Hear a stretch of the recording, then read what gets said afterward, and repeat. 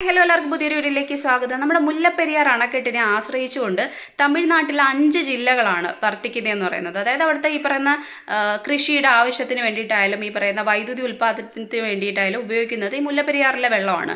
അതിന് മുന്നാണെന്നുണ്ടെങ്കിൽ വൈകിയ നദിയായിരുന്നു ആശ്രയിച്ചിരുന്നത്. പക്ഷേ അതിൽ കൂടുതൽ വെള്ളം മുല്ലപ്പെരിയാറിൽ നിന്ന് കൊണ്ടുപോകാൻ കഴിയുമെന്നത് വെച്ചിട്ടാണ് ഈ ഒരു സംഭവം നടന്നതെന്ന് പറയുന്നത്. അപ്പം തമിഴ്നാട്ടിലെ ഈ പറയുന്ന കമ്പം, തേനി, മധുര, ദിണ്ടിഗൽ, രാമനാഥപുരം ഈ 5 ജില്ലകളാണ് മുല്ലപ്പെരിയാറിനെ ആശ്രയിച്ച് എന്ന് പറയുന്നത്. അപ്പോൾ സ്വാഭാവികമായിട്ടും ഈ ഇഷ്യൂവിൽ ഇത്രയും പ്രശ്നം ഉണ്ടാകുന്നതിന്റെ കാരണം അതാണ്. മുല്ലപ്പെരിയാർ അണക്കെട്ടിൽ പുതിയൊരു ഡാം നിർമ്മിക്കുകയാണെന്നുണ്ടെങ്കിൽ അല്ലെങ്കിൽ അതിന് കുറച്ച് സമയം വരും. അപ്പം ആ സമയത്തിൽ ഈ തമിഴ്നാട്ടുകാർക്ക് ഇവിടെ നിന്ന് വെള്ളം കിട്ടുമോ ഇല്ലയോ എന്നുള്ള ആശങ്കയൊക്കെയാണ് അവരെ കൂടുതൽ വലയ്ക്കുന്നത്. കാരണം ഒരു സമയത്ത് ഈ പറയുന്ന ഇതെന്ന് പറയുന്നത് ഈ ഞാൻ പറഞ്ഞ 5 ജില്ലകളെന്ന് പറയുന്ന മഴ നിഴൽ പ്രദേശമായിരുന്നു. അപ്പം സ്വാഭാവികമായിട്ടും അവിടെ വരൾച്ചയായിരുന്നു. അവർ ഒരുപാട് ദുരിതം അനുഭവിച്ചുകൊണ്ടിരിക്കുന്ന സമയത്താണ് ബ്രിട്ടീഷുകാർ ഇങ്ങനെ ഒരു ആലോചന കൊണ്ടുവരുന്നത്, ഇങ്ങനൊരു ഈ അണക്കെട്ടിന്റെ കാര്യം. അപ്പോൾ അതുമായിട്ട് കുറേ കാര്യങ്ങൾ അന്ന് ഈ പറയുന്ന തർക്കങ്ങളൊക്കെ ഉണ്ടായിരുന്നെങ്കിലും അവസാനം നമ്മുടെ ഈ പറയുന്ന തിരുവിതാംകൂർ രാജാവ് സമ്മതിച്ച് അങ്ങനെയാണ് ഈ സംഭവം നടക്കുന്നതെന്ന് പറയുന്നത്. അതിൻ്റെ പ്രവർത്തനം ഏറ്റെടുത്ത് നമുക്കറിയാവുന്ന കാര്യമായിട്ട് പെന്നി കുക്കാണ് അതിൻ്റെ കാര്യങ്ങൾ ചെയ്തത്. അതുകൊണ്ട് തന്നെ ആ തമിഴ്നാട്ടിൽ ഈ 5 ജില്ലകളിൽ അവിടെ പോയി നോക്കിക്കഴിഞ്ഞു കഴിഞ്ഞാൽ പെന്നി കുക്കിനെ കുറിച്ച് പറഞ്ഞു കഴിഞ്ഞാൽ അവരുടെ ഈ പറയുന്ന ഒരു ആരാധനാമൂർത്തി അല്ലെന്നുണ്ടെങ്കിൽ അവരുടെ ഏറ്റവും വീര കഥാപാത്രം എന്നൊക്കെ പറയത്തില്ല, അങ്ങനെ അവർ ഈ പറയുന്ന പൂജിക്കുന്ന ദൈവങ്ങളുടെ കൂട്ടത്തിൽ വെക്കുന്നതാണ് ഇദ്ദേഹത്തിൻ്റെ ഫോട്ടോ എന്ന് പറയുന്നത്. അപ്പം നമുക്ക് ആലോചിക്കാൻ പറ്റും എത്രമാത്രം അവർ ഈ വില നൽകുക. അതായത് നമുക്കറിയാലോ, ഒരു തുള്ളി വെള്ളം കിട്ടാതിരിക്കുന്ന ഒരു അവസ്ഥ എന്ന് പറയുന്നത് നമുക്ക് സഹിക്കാൻ പറ്റുന്നതല്ല. അപ്പം ആ ഒരു വരൾച്ചയെ നേരിടാൻ വേണ്ടി അവരുടെ ജീവിതം എല്ലാം മാറ്റിമറിച്ച് അവരെ സഹായിച്ചൊരു വ്യക്തി ആയതുകൊണ്ട് തന്നെയാണ് അവരിത് ആശ്രയിച്ച് കഴിയുന്നതെന്ന് പറയുന്നത്. അപ്പോൾ സ്വാഭാവികമായിട്ടും അവരുടെ ഈ പറയുന്ന സംശയങ്ങൾ ദൂരീകരിച്ച് കൊടുക്കാനുള്ള ബാധ്യത കൃത്യമായിട്ടുള്ളതെന്ന് പറയുന്നത് അവിടുത്തെ സർക്കാരിനും നമ്മുടെ സർക്കാരിനും കേന്ദ്ര ഗവൺമെൻറ്റിനും തന്നെയാണ്. നമുക്ക് ഇതിൽ ഒരാളെ മാത്രം കുറ്റം പറയാൻ പറ്റില്ല എന്നുള്ളതാണ് സത്യാവസ്ഥ എന്ന് പറയുന്നത്. നമ്മുടെ ഗവൺമെൻറ് അവരുടെ ഗവൺമെൻറ്റും കൂടെ കൂടിയിരുന്ന് ആലോചിച്ച് ഒരു തീരുമാനം എടുത്തിട്ട് അത് കേന്ദ്ര ഗവൺമെൻറ്റിനെ അറിയിക്കുക, പിന്നെ സുപ്രീം കോടതി വഴി എന്താണോ തീരുമാനങ്ങൾ അത് നടപ്പിലാക്കുകയാണ് വേണ്ടുള്ളതെന്ന് പറയുന്നത്. അപ്പോൾ ഇതിൽ നടന്നിട്ടുള്ള കാര്യം എന്ന് പറയുന്നത് നമുക്കറിയാവുന്ന കാര്യമാണ്. ഈ നിർമ്മിച്ച വ്യക്തിയായിട്ടുള്ള പെന്നി കുക്ക് തന്നെ പറഞ്ഞിരിക്കുന്നതെന്ന് പറയുന്നത് 50 വർഷം മാത്രമേ ഈ ഒരു അണക്കെട്ടിന് നിലനിൽപ്പുള്ളൂ, അത് കഴിഞ്ഞാൽ അത് പൊട്ടുമെന്നുള്ള രീതിക്ക് തന്നെയാണ് അദ്ദേഹം പറഞ്ഞത്. അത് തന്നെയാണല്ലോ അതിൻ്റെ അർത്ഥം എന്ന് പറയുന്നത്. അതിൻ്റെ കാരണം എന്ന് പറയുന്നത് നമുക്കറിയാവുന്ന കാര്യമാണ്. അതിൽ ചുണ്ണാമ്പ്, സുർക്കി മിശ്രിതം ഇതൊക്കെയാണ് ഉപയോഗിച്ചത്. ഇപ്പം ലോകത്തിൽ ഇന്ന് നിലനിൽക്കുന്ന അണക്കെട്ടുകളിൽ ഈ സുർക്കി മിശ്രിതം ഉപയോഗിച്ച് അവശേഷിക്കുന്ന ഏക അണക്കെട്ടെന്ന് പറയുന്നത് ഈ മുല്ലപ്പെരിയാർ ഡാം മാത്രമാണെന്ന് ആലോചിക്കുകയാണ് ഏറ്റവും പ്രധാനപ്പെട്ട കാര്യം. ഇനി രണ്ടാമത് കേരളക്കരയെ ആശങ്കയിൽ നിർത്തുന്ന ഒരു കാര്യം എന്തെന്ന് ചോദിച്ചു കഴിഞ്ഞാൽ ഇതെന്ന് പറയുന്നത് ഈ അണക്കെട്ട് സ്ഥിതി ചെയ്യുന്ന സ്ഥലം എന്ന് പറയുന്നത് എപ്പോൾ വേണമെങ്കിലും ഈ ഭൂകമ്പം അങ്ങനെയൊക്കെ ഉണ്ടാവാനുള്ള സാധ്യത കൂടിയ ഒരു സ്ഥലത്താണ്. അതായത് 6.5 റിക്ടർ സ്കെയിലിൽ ഭൂകമ്പ സാധ്യത അതിൽ കൂടുതൽ വരാൻ സാധ്യതയുള്ള സ്ഥലത്താണ്, അല്ലെങ്കിൽ അതിനടുത്ത് വരുന്ന സാധ്യതയുള്ള സ്ഥലമാണ്. അപ്പം നമുക്കറിയാവുന്ന കാര്യമാണ്, എത്ര സ്ട്രോങ് ആയിട്ട് പണിതിട്ടുള്ള എത്ര നില കെട്ടിടങ്ങളായാൽ പോലും ഒരു വലിയ ഈ പറയുന്ന മഴവെള്ളപ്പാച്ചിലോ അല്ലെങ്കിൽ ഈ പറയുന്ന മണ്ണിടിച്ചിലോ ഒക്കെ ഉണ്ടാവുന്ന സമയത്ത് സെക്കൻഡിനുള്ളിൽ നമ്മൾ കണ്ണടച്ച് തുറക്കുന്നതിന് മുന്നായിട്ട് നിലം പതിക്കുന്ന അല്ലെങ്കിൽ ഭൂമിക്കടിയിലേക്ക് പോകുന്നത് നമ്മൾ കണ്ടിട്ടുണ്ട്. അപ്പോൾ എത്ര പേർക്കാണ് ഈ ഒരു കാര്യത്തിൽ നമുക്ക് ഈ പറയുന്ന ഒരു ഉറപ്പ് നൽകാൻ പറ്റുക എന്നുള്ളത് ഏറ്റവും പ്രധാനപ്പെട്ട കാര്യമാണ്. ഇനി ഈ 1961 ഒരു വെള്ളപ്പൊക്കം ഉണ്ടായ സമയത്താണ് ഇതിനെക്കുറിച്ചുള്ള ആശങ്കകൾ കേരളം ഉന്നയിക്കുന്നത് അല്ലെങ്കിൽ മുന്നോട്ട് വരുന്നതെന്ന് പറയുന്നത്. അതിനുശേഷമാണ് കേസുമായിട്ട് മുന്നോട്ട് പോവുകയൊക്കെ ചെയ്യുന്നത്. പക്ഷേ എത്ര വട്ടം കേസുമായിട്ട് പോയിട്ടും ഈ പറഞ്ഞ സുപ്രീം കോടതിയിൽ പ്രത്യേകിച്ച് 2014 വന്ന വിധിയിൽ ഒരു 5 അംഗ ബെഞ്ച് ഉണ്ടായിരുന്നു. അവർ വിധിച്ച വിധി എന്തെന്ന് ചോദിച്ചു കഴിഞ്ഞാൽ തമിഴ്നാടിന് കൂടുതൽ വെള്ളം അനുവദിക്കുക എന്നുള്ള കാര്യമാണ്. അതായത് ഈ അണക്കെട്ടിലെ ഇതുവരെ നിലനിർത്തിയിരിക്കുന്ന വെള്ളത്തിനേക്കാളും കൂടുതൽ വെള്ളം അവിടെ നിലനിർത്തുക എന്നുള്ള കാര്യമാണ് ഏറ്റവും പ്രധാനപ്പെട്ടതെന്ന് പറയുന്നത്. പിന്നെ ഈ പറയുന്ന വെള്ളം കൊടുക്കുന്നത് 136 അടിയായിരുന്നത് 142 അടിയാക്കി കൂട്ടുക എന്നതാണ് സുപ്രീം കോടതി വിധിച്ചതെന്ന് പറയുന്നത്. അപ്പം നമ്മുടെ ആശങ്ക എന്തെന്ന് ചോദിച്ചു കഴിഞ്ഞാൽ ഈ അണക്കെട്ടിന് താങ്ങാവുന്ന ഒരു പരിധിയുണ്ട്. അപ്പം അതിങ്ങനെ കൂട്ടിക്കൊണ്ടിരുന്നു കഴിഞ്ഞാൽ പിന്നീട് പെട്ടെന്നൊരു അതിതീവ്രമായിട്ടുള്ള മഴയോ മറ്റോ വന്നു കഴിഞ്ഞാൽ കുത്തിയൊലിച്ച് അതിൻ്റെ മുകളിലൂടെ വരുന്ന വെള്ളത്തിന് ഒരു പക്ഷേ ഈ ഒരു അണക്കെട്ടിന് താങ്ങാൻ കഴിയില്ല, അതിൻ്റെ അടിഭാഗം ഇളകുക തന്നെ ചെയ്യും, അല്ലെങ്കിൽ നിലം പതിക്കുക തന്നെ ചെയ്യും. ഇതിന് ഉദാഹരണം എന്തെന്ന് ചോദിച്ചു കഴിഞ്ഞാൽ മധ്യപ്രദേശിലുണ്ടായിരുന്ന ഈ പറയുന്ന കനത്ത വെള്ളപ്പൊക്കത്തിൽ അല്ലെങ്കിൽ മഴ പെട്ടെന്ന് ഉണ്ടായതിനെ തുടർന്ന് അവിടുത്തെ ഈ പറയുന്ന ഒരു അണക്കെട്ട് ഇത്തരത്തിലാണ് നിലം പതിച്ചതെന്ന് പറയുന്നത്. ഇതിൽ കൂടാതായിട്ട് ഈ പറയുകയാണെന്നുണ്ടെങ്കിൽ ലിബിയയിൽ ഒരു അണക്കെട്ട്, ഗ്രാവിറ്റി അണക്കെട്ട് പൊളിഞ്ഞു വീണിട്ടുണ്ട്. അപ്പം ലക്ഷക്കണക്കിന് ആൾക്കാരെയാണ് കാണാതായത്, മരിച്ചതെന്ന് പറയുന്നത്. അതുകൊണ്ട് തന്നെ ന്യൂയോർക്ക് ടൈംസ് പോലുള്ള ഏറ്റവും പ്രശസ്തമായിട്ടുള്ള ഈ പറയുന്ന പത്രങ്ങളിലും മറ്റും ഈ കാര്യങ്ങൾ സൂചിപ്പിച്ചാണ് മുല്ലപ്പെരിയാർ ഡാം ഭീഷണി ഭീഷണിയിൽ തന്നെയാണ്. കാരണം ഇതിൻ്റെ ഇത്രയും വർഷത്തെ പഴക്കം എന്ന് പറയുന്നത് 128 വർഷമാണെന്ന് ആലോചിക്കണം. അത് ഉണ്ടാക്കിയ വ്യക്തി പറഞ്ഞിരിക്കുന്നത് 50 വർഷം മാത്രമാണ് ഇതിന് നിലനിൽപ്പുള്ളതെന്നാണ്. അപ്പം അതിൻ്റെ ഇരട്ടിയായി കഴിഞ്ഞു ഇതിൻ്റെ അകത്തുള്ള.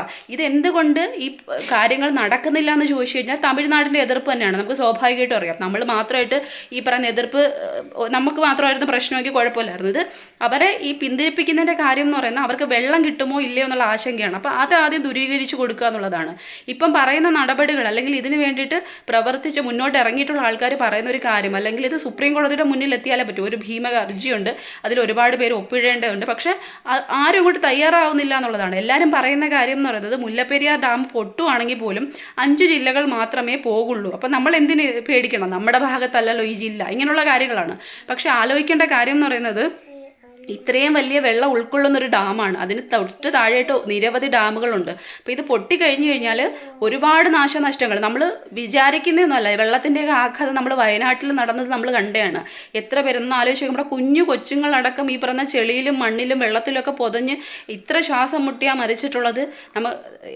ഒരു ഈ പറയുന്ന ഫയർഫോഴ്സിലോ മറ്റോ ജോലി ചെയ്യുന്ന ഒരാൾ വേദനയോടെ പറഞ്ഞൊരു കാര്യമുണ്ട്. അതായത് ഏതോ ഒരു ശരീരഭാഗം മണ്ണിൽ പൊതിഞ്ഞ് കിടക്കുന്ന സമയത്ത് വന്ന് ക്ലീൻ ചെയ്ത് എടുത്ത് നോക്കിയിട്ട് മറ്റൊരു വ്യക്തി എടുത്ത് ചോദിച്ച സമയത്താണ്, ഈ സയൻറ്റിഫിക് മെത്തേഡിലൂടെയൊക്കെ കണ്ടുപിടിക്കുന്നവരടുത്ത് ചോദിച്ച സമയത്താണ് പറഞ്ഞത് അത് ഒരു സ്ത്രീയുടെ ഗർഭപാത്രമാണെന്ന്. എന്നിട്ട് അത് പരിശോധിച്ച സമയത്ത് അതിനകത്തൊരു കുഞ്ഞിൻ്റെ ഇത് കാണാൻ പറ്റിയിരുന്നു. അപ്പം അത്രയും രൂക്ഷമായിട്ടുള്ള കാര്യമാണ് ഈ ഒരു പറയുന്ന നമുക്ക് വെള്ളപ്പാച്ചിൽ എന്നൊക്കെ പറയുമ്പോൾ നമ്മൾ ചുമ്മാതെ കണ്ണടച്ച് അതിനെങ്ങ് കളയേണ്ട കാര്യമല്ല. ആ ഒരു വെള്ളപ്പാച്ചിലും ഈ പറയുന്ന മണ്ണിടിച്ചിലും ഒക്കെ ഉണ്ടായ സമയത്താണ് ഇതുപോലെ കഷ്ണങ്ങളാക്കി ശരീരഭാഗങ്ങൾ നുറുങ്ങിപ്പോയത്, അല്ലെങ്കിൽ മണ്ണിലടിയിലേക്ക് പൂഴ്ന്നു പോയത്, ഇങ്ങനെയൊക്കെ ചെയ്തതെന്ന് പറയുന്നത്. അപ്പം സ്വാഭാവികമായിട്ടും ഇത്രയും വലിയൊരു അണക്കെട്ട് പൊട്ടുന്ന സമയത്ത് പോട്ടെ 5 ജില്ലകളെങ്കിൽ 5 ജില്ല, അത് പ്രധാനപ്പെട്ടത് തന്നെയല്ലേ, മനുഷ്യജീവനുകൾ തന്നെയല്ലേ, അതിന് വില കൊടുക്കേണ്ടത് ആവശ്യകതയല്ലേ. ഒന്ന് ആലോചിച്ച് നോക്കി, വയനാട്ടിൽ ഇത്രയും ഒരു പ്രശ്നം നടക്കുന്ന സമയത്ത് അവിടെയുള്ള ശവശരീരങ്ങൾ അല്ലെന്നുണ്ടെങ്കിൽ മരിച്ചവരുടെ ആ ഒരു ചലനമറ്റ ശരീരങ്ങൾ കണ്ടെത്താൻ വേണ്ടി എടുത്ത ദിവസങ്ങൾ, അല്ലെങ്കിൽ അവിടെ പ്രയത്നിക്കേണ്ടി വന്ന മണിക്കൂറുകളൊന്ന് ആലോചിച്ച് നോക്കണം. ഇന്നും വാർത്തയിലുണ്ടായിരുന്നു മറ്റേ ഈ പറയുന്ന ചാലിയാറിൽ നിന്ന് ഒരു ശവശരീരമോ അതിൻ്റെ ഭാഗങ്ങൾ ഒഴിച്ചു കിട്ടിയെന്ന്. അപ്പം പൂർണ്ണമായിട്ട് കണ്ടെത്തിയിട്ടില്ല. ആ മണ്ണിനടിയിൽ മൂടപ്പെട്ടു പോയിട്ടുണ്ട്, പല ഭാഗങ്ങളായിട്ട് തെറിച്ചു പോയിട്ടുണ്ട്, ഇപ്പോഴും അത് അവശേഷിക്കുന്നുണ്ട്. ആ ഭാഗത്ത് വല്ലാത്ത ഈ പറയുന്ന അടുത്തേക്ക് പോകാൻ പറ്റാത്ത രീതിക്ക് ദുർഗന്ധം, അങ്ങനെ കുറച്ച് കാര്യങ്ങൾ പറയുന്നുണ്ട്. അപ്പം ഈ ഒരു അണക്കെട്ട് പൊട്ടുന്ന സമയത്ത് 5 ജില്ലയെങ്കിൽ 5 ജില്ല, അത് പോകുന്ന സമയത്ത് ആ 5 ജില്ലയിൽ അധിവസിക്കുന്നത് ലക്ഷങ്ങളാണ്. അത്രയും പേർക്ക് ഈ ഒരു സംഭവം ഉണ്ടാകുന്ന സമയത്ത് പെട്ടെന്ന് അവിടെ ചെന്ന് രക്ഷിക്കാനൊന്നും പറ്റില്ല. കാരണം ഇത് വെള്ളമാണ്. ഈ വെള്ളത്തിലേക്ക് പിന്നീട് വരുന്ന സമയത്ത് തടിയും മരവും അതും ഇതും കെട്ടിടങ്ങളുടെ അവശിഷ്ടം ഒന്ന് ആലോചിച്ച് നോക്കണം.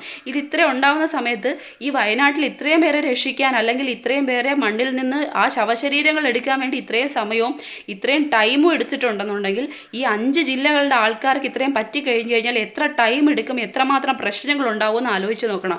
പോട്ടെ അവർക്ക് മാത്രം പറ്റുമെന്ന് പറഞ്ഞുകൊണ്ട് ബാക്കി ജില്ലകളിലുള്ള ആൾക്കാർ സന്തോഷിച്ച്, അല്ലെങ്കിൽ നമുക്കല്ലല്ലോ എന്ന് വിചാരിച്ചു കഴിഞ്ഞാൽ ഒന്ന് ആലോചിക്കുക. ഇത്രയും ദിവസം എടുക്കുന്ന സമയത്ത് സ്വാഭാവികമായിട്ടും ശവശരീരങ്ങളാണ്, ശരീരമാണ്, അത് അഴുകുന്ന സമയത്ത് ദുർഗന്ധം ഉണ്ടാവും, മറ്റ് അസുഖങ്ങൾ വ്യാപിക്കും. ഇത് മറ്റ് സ്ഥലങ്ങളിലേക്ക് തന്നെ, വായുവല്ലേ, വ്യാപിക്കുക തന്നെ ചെയ്യും. ഈ പറയുന്ന നമുക്ക് തന്നെയാണ് പ്രശ്നമായിട്ട് മാറുന്നത്. അപ്പം സ്വാഭാവികമായിട്ടും 5 ജില്ലകളിലാണ് പ്രശ്നം സംഭവിക്കുന്നതെന്ന് പറഞ്ഞുകൊണ്ട് നമ്മളിത് ഒതുക്കി തീർക്കേണ്ട കാര്യമല്ല.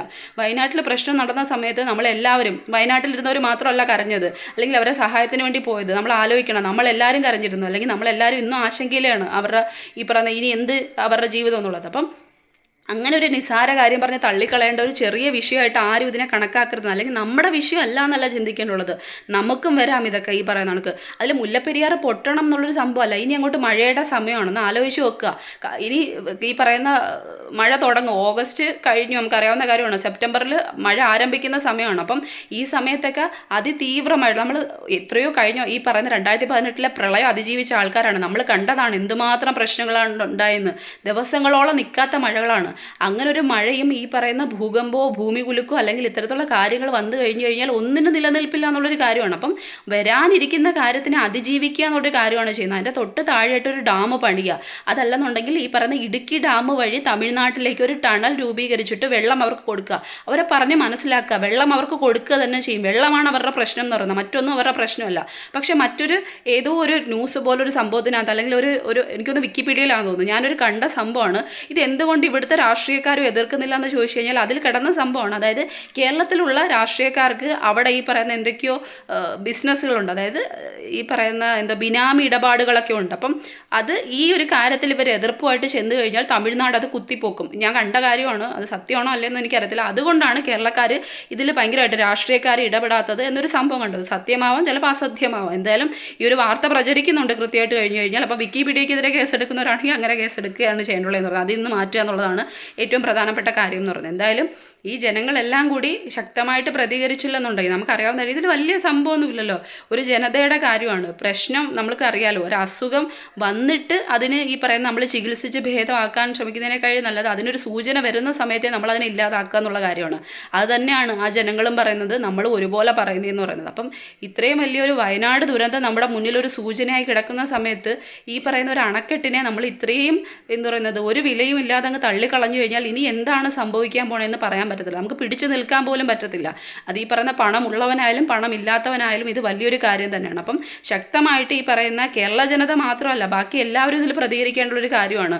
ചില ആൾക്കാരുടെ കമൻറ്റുകൾ ഈ ഒരു വാർത്തയുമായി ബന്ധപ്പെട്ട് വരുന്ന സമയത്ത് ഞാൻ ഈ പറയുന്ന വിദേശത്താണ് അല്ലെങ്കിൽ ഞാൻ പ്രവാസിയാണ്, ഞാൻ എന്ത് ചെയ്യാനാന്നൊക്കെ പറയുന്നു. നിങ്ങൾക്കും ചെയ്യാൻ പറ്റുന്ന കാര്യങ്ങളാണ്. ഈ പറയുന്ന സൈറ്റുകളിൽ പോയിട്ട് നമുക്ക് ഇതിൻ്റെ കാര്യങ്ങളുണ്ട്, ഹർജിയുണ്ട്. അപ്പോൾ അതിനകത്ത് സൈൻ ചെയ്യാവുന്ന കാര്യങ്ങളേ ഉള്ളൂ. അത് പിന്നീട് സുപ്രീം കോടതിക്ക് സമർപ്പിച്ച് കഴിഞ്ഞാൽ സുപ്രീം കോടതിയിൽ വഴി തന്നെയാണ് ഈ ഒരു കാര്യം നടക്കുന്നതെന്ന് പറയുന്നത്. അപ്പം അവിടെ എത്തിക്കുക എന്നുള്ള കാര്യമാണ്. അല്ലെങ്കിൽ നമ്മുടെ ഈ പറയുന്ന പ്രൈം മിനിസ്റ്ററിൻ്റെ അടുത്ത് എത്തിക്കുക എന്നൊരു കാര്യമാണ് ചെയ്യുന്നത്. അതിന് നമ്മുടെ എം പിമാരും ബാക്കി ആൾക്കാരുമാണ് പ്രയത്നിക്കേണ്ടത് വരുന്നത്, രാഷ്ട്രീയക്കാരും. പക്ഷേ എന്തുകൊണ്ട് ഈ ഒരു വിഷയത്തിൽ ആരും അങ്ങോട്ട് അതീവ ജാഗ്രത പുലർത്തുന്നില്ല എന്ന് ചോദിച്ചു കഴിഞ്ഞാൽ അവർ പറയുന്ന കാര്യം ഇത്രയാണ്: ഒരിക്കലും പൊട്ടില്ല. 128 വർഷം നിന്ന ഒരു അണക്കെട്ട് എങ്ങനെയാണ് പൊട്ടുന്നത്? ഈ കാര്യമാണ് ഇവർ പറയുന്നത്. പക്ഷേ ഞാൻ ചോദിക്കുന്ന കാര്യം ഇത് തന്നെയാണ്. ചൈനയിലുള്ള അണക്കെട്ട് പൊട്ടി, മധ്യപ്രദേശിലുള്ള അണക്കെട്ട് പൊട്ടി, ലിബിയയിലുള്ള അണക്കെട്ട് പൊട്ടി, പിന്നെ മുല്ലപ്പെരിയാറിന് മാത്രം എന്താണ് ഇത്ര പ്രത്യേകത എന്ന് പറയുന്നത്? നമുക്കറിയാവുന്ന കാര്യമാണ്. ഒറ്റയടിക്ക് പെയ്യുന്ന മഴയെ നമുക്ക് പിടിച്ചു നിർത്താൻ പറ്റില്ല. അങ്ങനെയുള്ള ഈ ഒരാഴ്ച മുന്നോ മറ്റോ നമ്മൾ അല്ലെങ്കിൽ 2 ദിവസം മുന്നാന്ന് തോന്നുന്നു ഈ അറബിക്കടലിൽ ഒരു ചുഴലിക്കാറ്റ്, അതിനെക്കുറിച്ച് കുറേ ആൾക്കാർ പറയുന്നത് കേട്ടു. ആദ്യമായിട്ടാണ് ഇങ്ങനൊരു പ്രതിഭാസം, ഈ വല്ലാത്തൊരു പ്രതിഭാസം. അതായത് നമ്മുടെ കാലാവസ്ഥ അനുകൂലമായിട്ടുള്ള സാഹചര്യത്തിലല്ല മുന്നോട്ട് പോകുന്നത്, ഏറ്റവും പ്രതികൂലമായിട്ട് എപ്പോൾ എന്ത് വരുന്ന രീതിക്കാണ് കാലാവസ്ഥകൾ മാറി മറിഞ്ഞുകൊണ്ടിരിക്കുന്നത്. നമ്മുടെ ഈ പറയുന്ന മാറ്റങ്ങൾ മാറി മറിഞ്ഞുകൊണ്ടിരിക്കുന്നതെന്ന് പറയുന്നത് ഏത് സെക്കൻഡിൽ. ഒരാഴ്ച മുന്നേ ഭയങ്കരമായിട്ടൊരു ചുഴലിക്കാറ്റ് അതിരാവിലെ ഉണ്ടായിട്ടുണ്ടായിരുന്നു, മണിക്കൂറുകളോളം ഉണ്ടായിരുന്നു. അപ്പം ഇങ്ങനെയുള്ള കുറച്ച് കാര്യങ്ങൾ, പ്രതിഭാസങ്ങൾ നമ്മുടെ ഈ പറയുന്ന ഭൂമിയിൽ നടക്കുന്നുണ്ട് കൃത്യം പറഞ്ഞു കഴിഞ്ഞാൽ. അപ്പോൾ അതിനെ ഒന്ന് അതിജീവിക്കാൻ വേണ്ടി നമുക്കൊന്നും പറ്റുന്ന കാര്യമല്ല.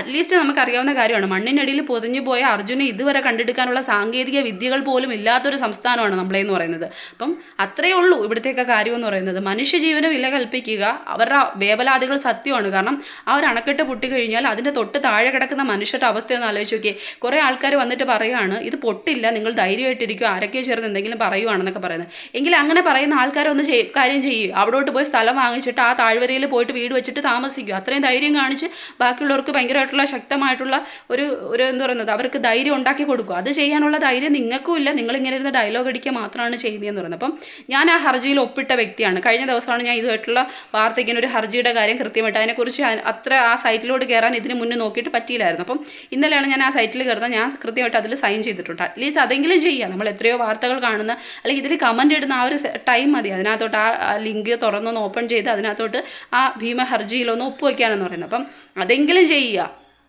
നമ്മുടെ നാടാണ്, നമ്മുടെ നാട് നഷ്ടപ്പെട്ടു പോയാൽ നമുക്ക് മാത്രമേ അല്ലേ ഉള്ളൂ. അത് ഈ പറയുന്ന വേറെ ആർക്കും ഒന്നും നഷ്ടപ്പെടാൻ പോകുന്നില്ല.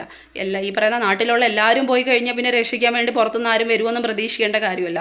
അറ്റ്ലീസ്റ്റ് കൊച്ചു കുഞ്ഞുങ്ങളുടെ കാര്യമെങ്കിലും ആലോചിക്കുക. നമ്മുടെ നാട്ടിലെ ഈ പറയുന്ന കുഞ്ഞു കൊച്ചുങ്ങൾ ഇനി ജീവിക്കേണ്ട വരും തലമുറയാണ്. അവർക്ക് വേണ്ടിയിട്ടാണ് നമ്മളെല്ലാം ഉണ്ടാക്കിയിടുന്നതെന്ന് പറയുന്നത്. അപ്പം അവർ സുരക്ഷിതമായിട്ടിരിക്കാൻ വേണ്ടി ഒരു അണക്കെട്ട് രൂപീകരിക്കുക, അല്ലെങ്കിൽ അതിൽ ബലം കൂടുതൽ ശക്തിപ്പെടുത്താനുള്ള നടപടികൾ സ്വീകരിക്കുക എന്നുള്ള കാര്യങ്ങൾ മാത്രമേ പറയുന്നുള്ളൂ. അതിന് പോലും വില കൊടുക്കാത്തത് എന്തെന്ന് ചോദിച്ചു കഴിഞ്ഞാൽ ഒരു ഐഡിയയും കിട്ടുന്നില്ല. അപ്പോൾ എന്തായാലും എല്ലാവരും ശക്തമായിട്ട് പ്രതികരിക്കുക.